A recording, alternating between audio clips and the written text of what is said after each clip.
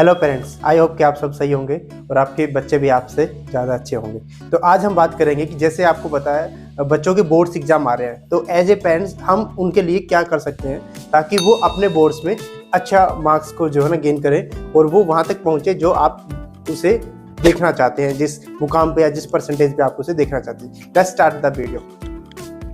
तो सबसे पहले तो आपको ये पता होना चाहिए कि जो आपके बच्चे का एग्जाम्स आने वाले हैं या बोर्ड्स आने वाला है, फाइनल एग्जाम्स होने वाले हैं, वो किस डेट को होने वाले हैं। तो आप बढ़िया से एक टाइम टेबल बनाइए उसके लिए, या फिर टाइम टेबल का चलो बाद में पार्ट देखते हैं। सबसे पहले आप उसकी डेट शीट बनाइए और उसे अपनी नज़रों के सामने भी लगाइए। देखो बच्चे के सामने तो रहेगी, वो अपना काम खुद भी कर सकता है, आप लगा दे तो वेल एंड गुड, वरना उसे बोल दीजिए बेटर है अपना काम वो खुद करे।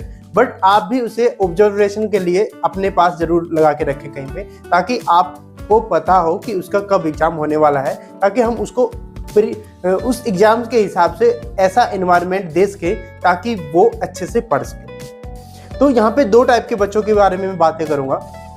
सबसे पहले उन बच्चों के बारे में बात करूंगा जो कि बहुत अच्छा पढ़ते हैं, जिनको कभी भी ये नहीं बोलना पड़ता कि बेटा बैठ के पढ़ ले थोड़ी देर, तेरे एग्जाम्स आने वाले हैं, ठीक है। फिर दूसरा हम बात करेंगे उन बच्चों के बारे में जो आज तक नहीं पढ़े हैं या फिर ये लग रहा है कि ये एग्जाम्स के अंदर अच्छा परफॉर्म नहीं कर पाएंगे।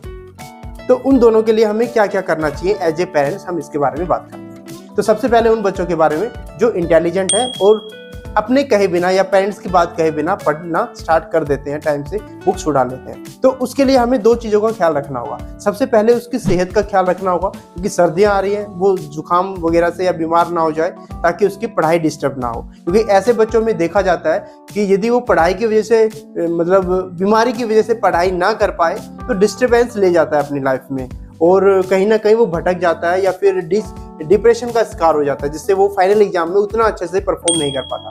तो हमें उसका सेहत का ख्याल रखना पड़ेगा। सेकंड, उसको खाने का ध्यान रखना पड़ेगा। अक्सर ये देखा गया है कि जो बच्चे ज़्यादा पढ़ते हैं या फिर बुक्स के अंदर लगे रहते हैं, अपनी स्टडी को इंपॉर्टेंट मानते हैं, वो खाने की तरफ इतना ध्यान नहीं देते।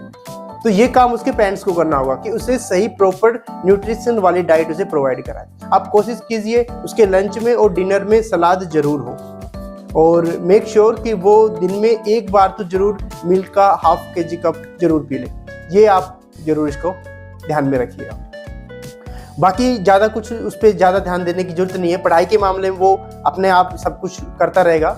बस ये है कि उसका आप ब्रेक का ध्यान रख सकते हैं। ये नहीं हो कि बच्चा लगातार बस पढ़ते ही जा रहा है, 5-5 घंटे बैठ के पढ़ाई है, बीच में ब्रेक ही नहीं ले रहा। कोशिश कीजिए कि 2 घंटे बाद, 3 घंटे बाद 5 to 10 मिनट्स का उसे वॉक मिले। हो सके तो आप साथ में वॉकिंग कर सकते हैं या साथ में बैठ के थोड़ी बातें कर सकते हैं। चाय कॉफ़ी कुछ एक साथ पीना चाहें तो वो भी बेटर है। बस इतना ही करना है उसके लिए। फिर सेकंड बात करते हैं हम उन स्टूडेंट्स के पेरेंट्स के लिए जो स्टूडेंट्स अभी तक नहीं पढ़ा या अपने पेरेंट्स के अकॉर्डिंग वो उतना अच्छा परफॉर्म नहीं कर पा रहा ड्यूरिंग ऑल एग्जाम्स जितना कि उसे करना चाहिए, या फिर ये कहीं ना कहीं ये लगता है कि ये उतना अच्छा पढ़ने वाला बच्चा नहीं। उसके लिए आपको ज़्यादा केयरिंग की रिक्वायरमेंट है। देखो खाना और सेहत तो जो सेम है उस बच्चे के लिए था वो इस बच्चे के लिए भी रहेगा, वो तो आपको करना ही पड़ेगा। इसके एडिशंस आपको क्या करना पड़ेगा, देखो उसकी कुछ हैबिट्स हमें छुड़वानी पड़ेंगी और कुछ नई हैबिट्स हमें उसे स्टार्ट करवानी पड़ेंगी। छुड़वाने वाली हैबिट्स में सबसे पहला आएगा मोबाइल फोन। देखिए बच्चे का पर्सनल मोबाइल यदि है तो आप उठा के उसे रख लीजिए। अभी ड्यूरिंग एग्जाम उसका कोई काम नहीं, जब वो घर से बाहर जा रहा है तब आप उसे दे सकते हैं। यदि घर में ही है तो उसका ड्यूरिंग स्टडी या फिर घर के दौरान उसका कोई भी काम नहीं है मोबाइल्स का, आप उठा के रख लीजिए। यदि उसके पास मोबाइल नहीं है तो मेक श्योर कि आपका यानी कि फादर्स और मदर या फिर दादा दादी किसी का भी मोबाइल यूज ना करें। वो हो सके तो सारे लॉक्स वगैरह आप चेंज कर लीजिएगा। सेकंड हैबिट जो आती है जो ज़्यादा डिस्टर्बेंस करती है टीवी की। तो बच्चे के अंदर जो टीवी की चीज़ें हैं, टीवी देखने की या फिर लॉन्ग टाइम तक देखने की, अननेसेसरी कार्टून, सीरियल्स, टीवी देखे या फिर मूवीज़ वगैरह देखने की, उससे हमें उसे बचाना होगा।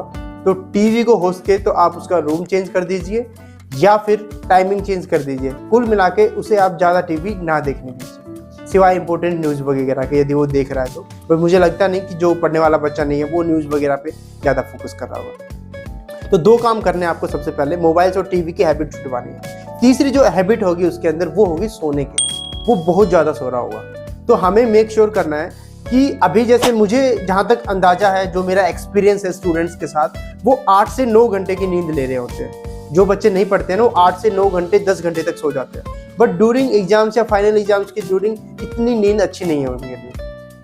कोशिश कीजिए वो यदि 8 घंटे है तो पहले 7 घंटे पे आए, 9 घंटे पे तो 8 घंटे पे आए, धीरे धीरे करके आप इस टाइम को 6 घंटे पे ले आइए। क्योंकि जो पढ़ाई के बचेंगे ना टाइम, जो सोने का टाइम बचेगा उसका 2 से 3 घंटे का, वो फिर सारा कोशिश कीजिए कि पढ़ाई में ही यूज हो।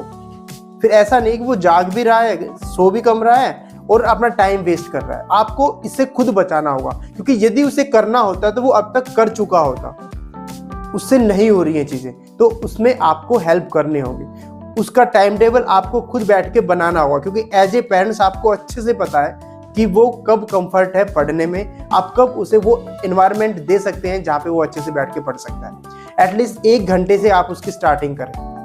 जब पढ़ने बैठे तो 1 घंटा बस वो पढ़े, बैठा रहे, कुछ भी करे, पर आप उसे उठने ना दें, क्योंकि अभी उसकी सीटिंग ही नहीं है, हैबिट ही नहीं है बैठने की। तो पढ़ना तो सेकेंडरी हो गया, वो 1 घंटा बैठ ही नहीं पा रहा है तो पढ़ेगा कैसे? तो सबसे पहले पढ़ने की आदत तो बाद में आएगी, उससे पहले हमें बैठने की आदत डालनी पड़ेगी उसमें। 1 से 2 घंटे की सिटिंग हैबिट बनाए, फिर स्टडी हैबिट अपने आप धीरे धीरे उसके अंदर आ जाए। तो स्टार्टिंग में आप यही कीजिए कि उसको बैठने की हैबिट डाल लीजिए, बुक्स उसके पास रहें, और यदि आप थोड़ा बहुत जानते हैं कि वो क्या पढ़ रहा है तो हो सकता है तो आप सुन के देख लीजिए। यदि आप नहीं जानते या उसकी स्टडी के बारे में आपको नहीं पता तो आप कोशिश कीजिए कि वो अपने जो भी उसने लर्निंग वाला पार्ट किया है उसको लिखे, और फिर बोल दीजिएगा कि वो अपने टीचर से चेक करवा ले। उनके सिग्नेचर आप दोबारा से जो है ना रीचेक कर सकते हैं, ताकि आपको भी पता हो कि वो बच्चा कितना पढ़ रहा है, और यदि कोई थोड़ी बहुत कमी हुई तो उसके टीचर से भी इस बारे में हेल्प कर देंगे। यदि इन चीज़ों को आप अपने बच्चों के लिए ध्यान रखेंगे तो डेफिनेटली वो अपने जो फाइनल एग्जाम्स में अच्छा स्कोर कर पाएगा। ऐसे ही मोर टिप्स के लिए आप हमारे चैनल को सब्सक्राइब कर सकते हैं। आज के लिए इतना ही, चलिए मिलते हैं नेक्स्ट वीडियो।